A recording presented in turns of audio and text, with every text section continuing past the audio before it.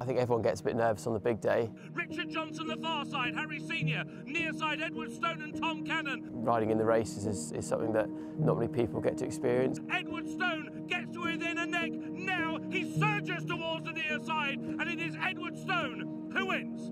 The driving, the highs and the lows, it's all part and parcel of it. Edwardstone, the new star in town, wins the Betfair Tingle Creek. Quite a privileged job, really. They're heading in towards the wings now of the third last in the Arkle. Cheltenham's probably more special to me now, having had a winner there. Edwardstone is breezing into it now, and Edwardstone comes alongside Riviere to tell two out. They come together, they collide in the air. Before last year, I'd always gone there with sort of no real strong chances. Edwardstone emerges ahead. Blue Lord and Gavin Arkle are chasing Edwardstone over the last. He lands 3 lengths clear. But then once I had the winner on Edwardstone, I sort of had a bit of an epiphany and suddenly sort of realised what it was all about, you know, and how addictive it is to sort of have a winner there, and you know what it does mean.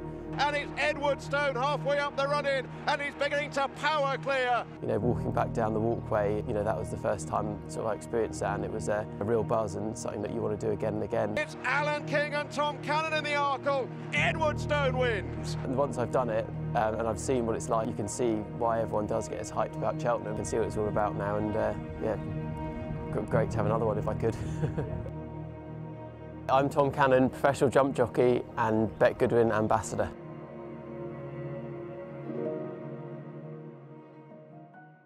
My family were into racing. My mum's a riding instructor, used to ride in point to points. She worked in racing, and obviously as I grew up, it was always on at the weekends, and that's kind of how I got into it. Learnt to ride. Being a young, headstrong boy, I probably liked going fast and jumping jumps, and sort of managed to combine the two and make a job out of it. I went professional when I was about 20, I think. I'd been an amateur for a number of years, riding in point to points, was a national novice champion, and started getting a lot of rides as an amateur under rules. I decided that I may as well get paid to do it, so I had the idea of sort of doing it as long as I could and making a career out of it, and luckily I have. My first winner, I just remember, it was for Chris Gordon, it was at Fontwell. And they're off, racing 2.5 miles in front of them. Tom rode his very first winner under rules for us. I'd seen a lot of my peers, sort of similar age to me, that had had winners, and I was desperate to have a winner, and I'd had about 60 odd rides and couldn't ride a winner. Days of Pleasure, who came under pressure in front of the stands but has battled back. It was a hands and heels race. Here's the second last, and now Days of Pleasure coming through from Worried, and Days of Pleasure. Well, this would have been a big price with a circuit to go, being pushed along. I think I had to push it for most of the way, and it ended up winning, and it was just like a massive relief, I think. But last year's winner comes to the last flight with the race at his mercy again, and Days of Pleasure is now romping away with this in the hands of Tom Cannon. Days of Pleasure clearly likes this race, likes this day, likes this track, is going to win by, at least 20 lengths by the look of things. It was just a relief, and yeah, just wanted to have the next one then straight away. As they come down to 3 out, Days of Pleasure was the leader. At the last together, and just the better at it with Days of Pleasure. It's going to be a very close thing as they hit the line. Days of Pleasure, I think, might have held on. Tom's brilliant, you know, nowadays, because he's ridden a great, you know, he's riding Edwardstone, and so people will suddenly go, oh, he's a good jockey, that Tom Cannon. Tom's always been a very good jockey. Chris obviously got me going. Still ride for him, ride a lot of winners for him. I wouldn't be riding for Alan King if I wasn't riding for Chris Gordon to begin with. So he's the one that sort of set the ball in motion really with the rides he gave me.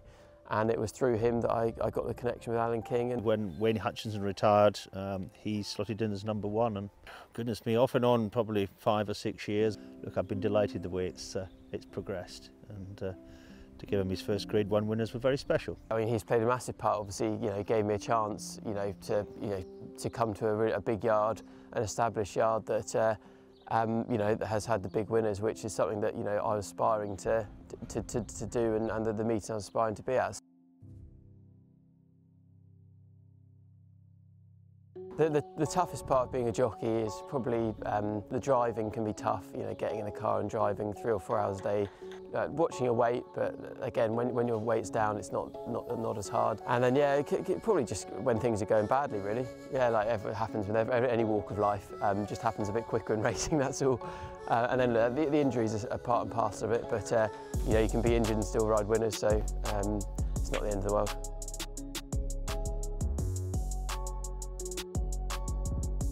So normally in the mornings I drive racing, and I try and get here at least 2 hours before my first ride. Obviously saunas have been banned now, so I always like to have a quick run round the track couple of laps just to see what the ground's like, layer up, and if you can drop a pound or two running round, it means you can, you know, afford yourself a drink or something before you ride, which is nice. The other benefit of running around is you can see what the jumps are like, where the best ground is, and it's just nice to be off your phone and you know, having a leg stretch when you've been sat in a car all morning.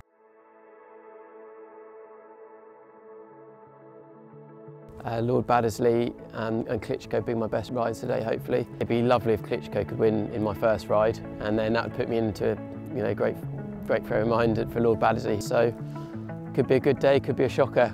You never know.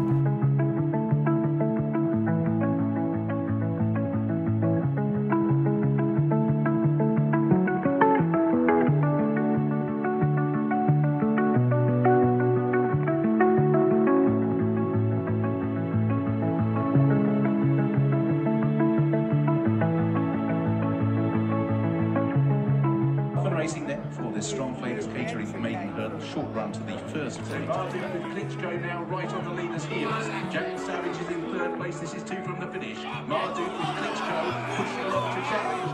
Marduk fighting over on the far side. Klitschko on the near side has the advantage. Klitschko having to work to hold off Marduk, but will just about do so. Klitschko. Yeah, so far so good. It worked out well on Klitschko. He's not the easiest of rides. He needs to switch off, and luckily he was the best horse on the day.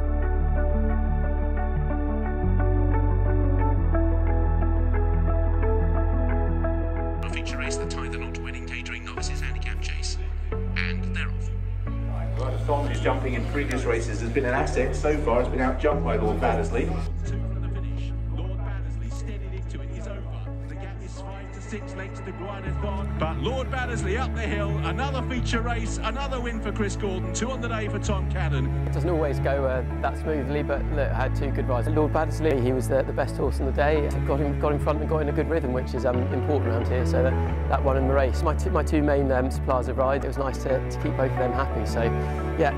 A very good day so far for me, and yeah, one more ride, so if that goes well, I'll be happy, even happier.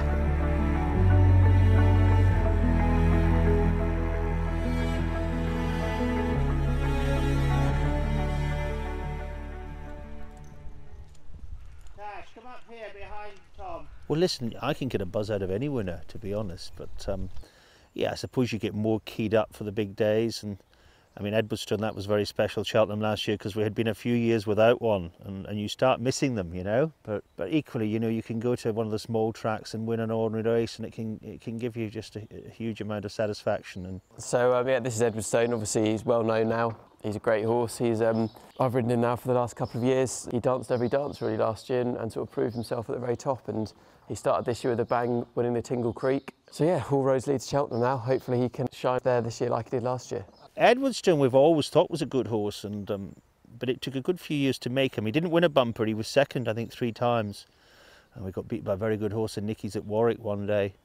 And then over hurdles, he was just always inclined to over race. So it took a couple of seasons to get him to relax and race properly. But I think long term it probably did him good. Running in those, you know, handicaps, the county hurdles and the bet fairs, it makes a man of them.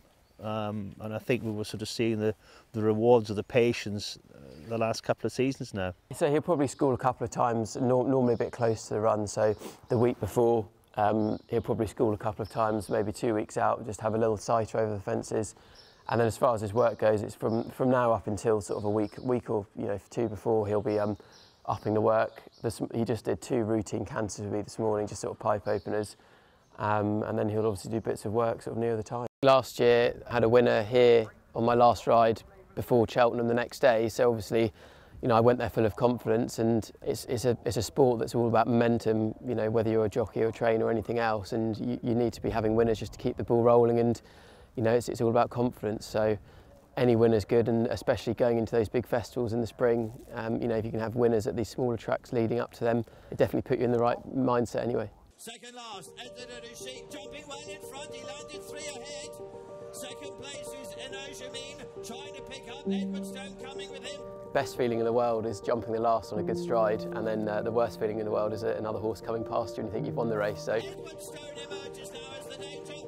It's a great feeling, you know, especially if you're in a tight finish and you get up, but it's the worst feeling in the world as a jockey when you're in front, you jump the last and then something comes and does you, but that's the nature of the beast and it swings and roundabouts.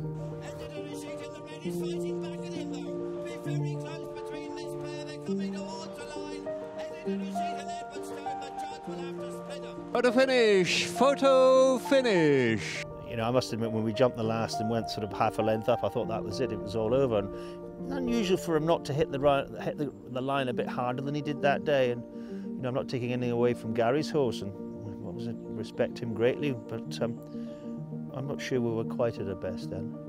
Sometimes all it takes is one horse to fire, you know, be 100% on the day and one to slightly underperform, maybe not be 110% to get beat. But I say, I thought when I jumped the last, I was going to go and win the race, and he just got a little bit tired up the running. But it wasn't March, so we're worried.